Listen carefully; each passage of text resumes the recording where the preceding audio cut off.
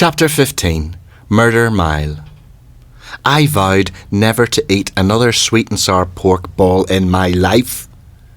The food poisoning was so debilitating that I had already spent 3 days in bed. The January weather was dull. I was sick and tired. My peace building was going nowhere. My father was still dead. My mother was still heartbroken, and my wife wasn't happy.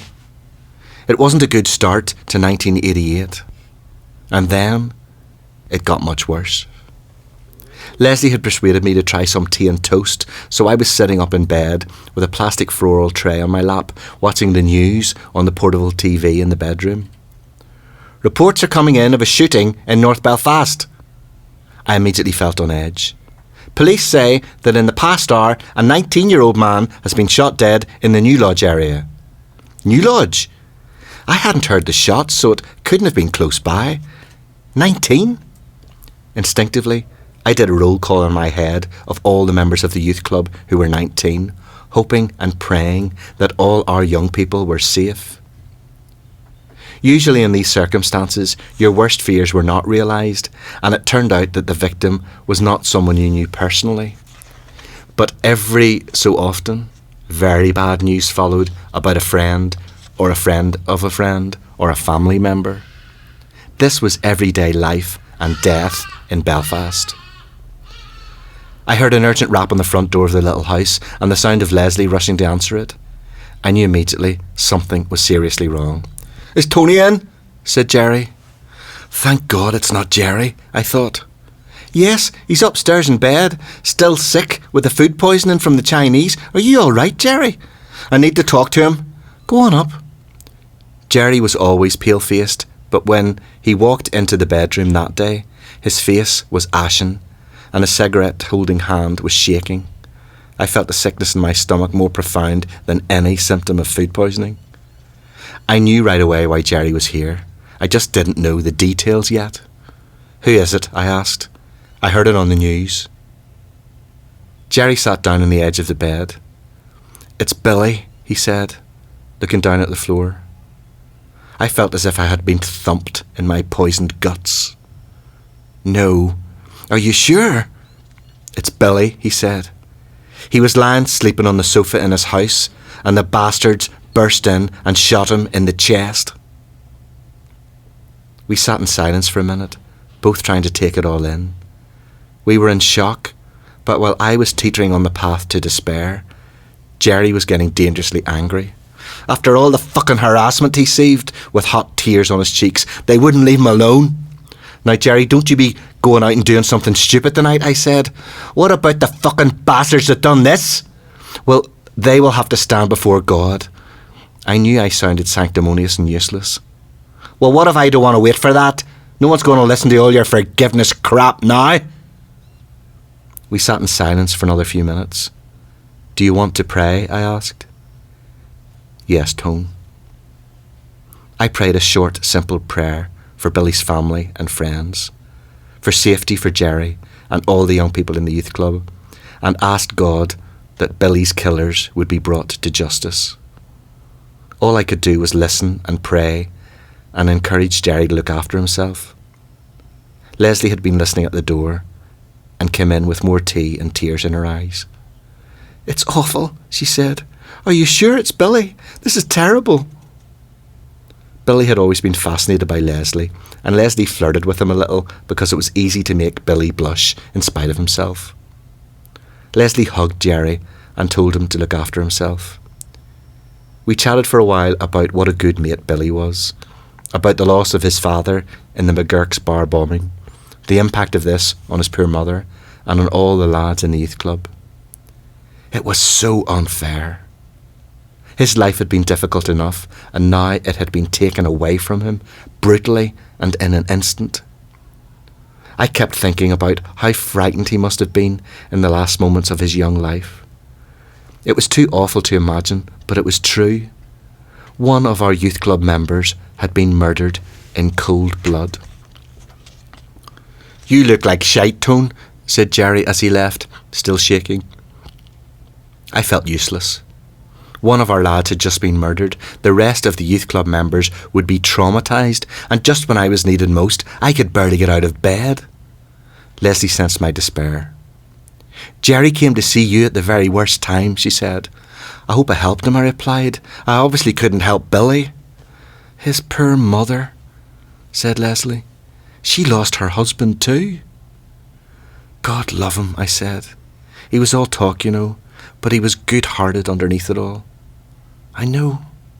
He just missed having a father, and he got nothing but pain from this God-forsaken country. And you've no idea how much those soldiers harassed that wee lad." "I know." We held each other and wept. Dave Moser arrived looking shocked and distraught. Billy had been chatting with Dave in the salt shaker just a few hours before his death.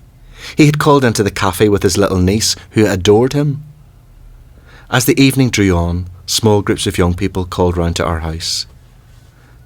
Many of us had been in this situation before.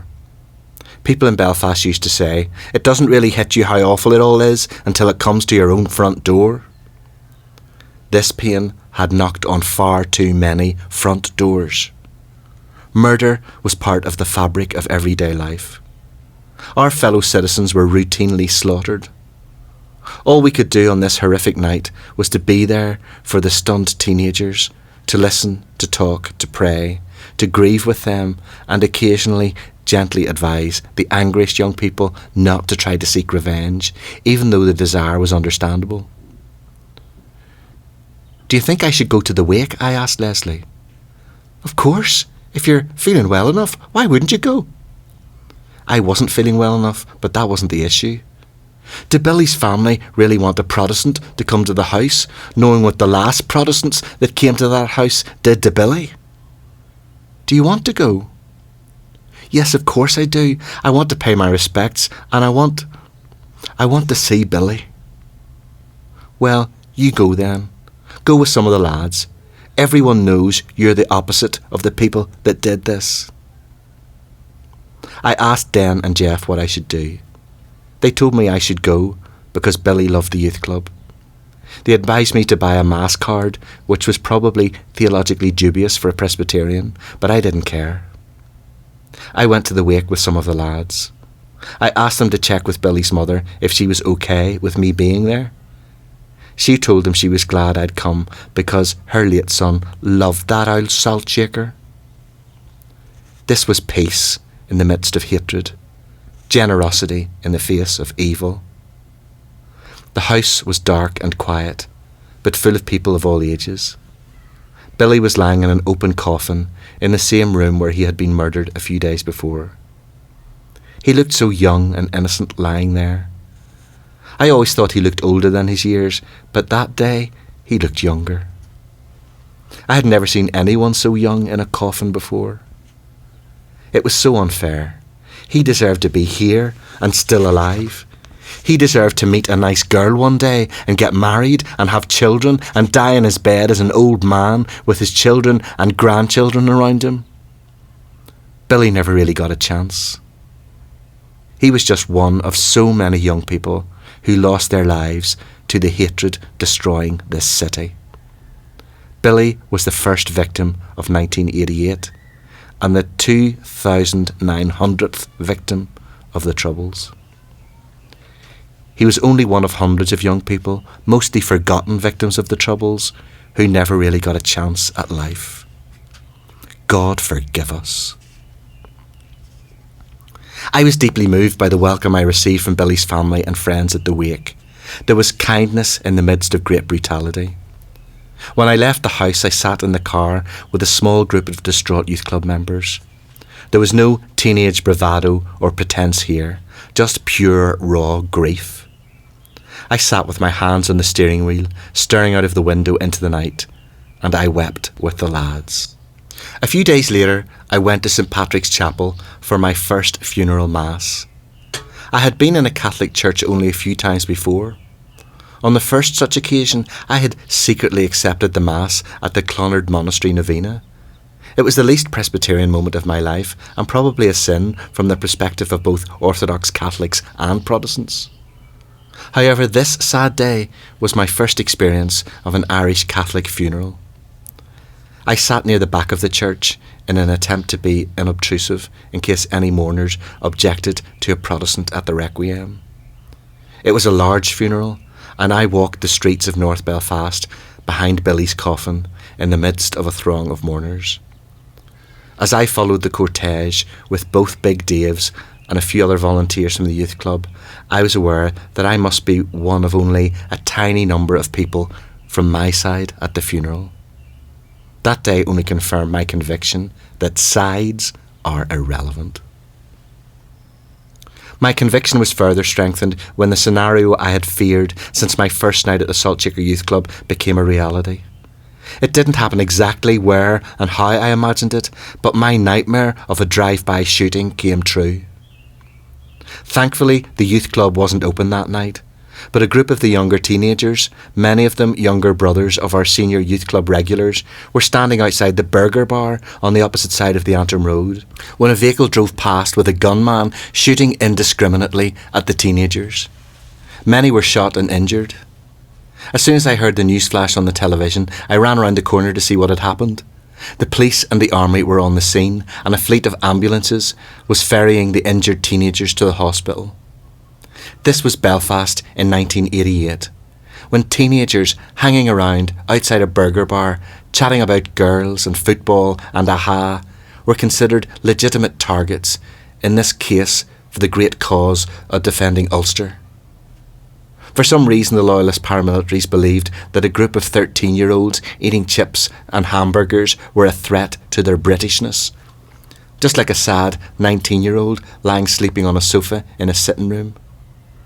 Or maybe they just hated all takes. When the bullets and bombs ripped through the healthy bodies of our young people, life became very basic. The focus wasn't on their life, their loves, their talent at sport or art, their education or their career. Their lives were reduced to the extent and location of their wounds. Panicking mothers and fathers frantically sought information about internal bleeding and surgery and blood transfusions. In these moments, all that mattered was the bullet entry or the shrapnel wound. All life was reduced to minute-by-minute prospects of survival. Vulnerable young people, with all of their potential, all of their loves and hopes and fears, were reduced to flesh and blood and bones. That's what violence does to human beings. Motivated by great, justifiable causes, violence dehumanises us, reducing us from unique, precious and talented souls to the bloody contents of an abattoir. The stress and trauma of this disregard for human life was becoming unbearable for me and Lesley. Thousands of people in Belfast lived on the peace line for decades and just got on with their lives. They were obviously stronger than me. Maybe the future peace rested with the people who spent a lifetime here, who raised their children on the peace line, rather than people like me, parachuting in with my great ideals and burning out in a few short years, the zeal knocked out of me. I had to admit that with the exhaustion, the insecurity and the grief, I wasn't sure if I could take much more. But I didn't want to give up either, just when the young people needed us most. Or maybe they didn't need me at all. Maybe we were just getting in the way. Maybe we were marginal influences, odd, dissonant do-gooders whose influence was greater in our own minds and our fervent prayers than in any reality. I always thought I was strong. I had grown up in all of this. I had just survived my father's suicide. But I was beginning to feel that I didn't have the resilience and dedication to cope with all of this, to heal the wounds that might never heal.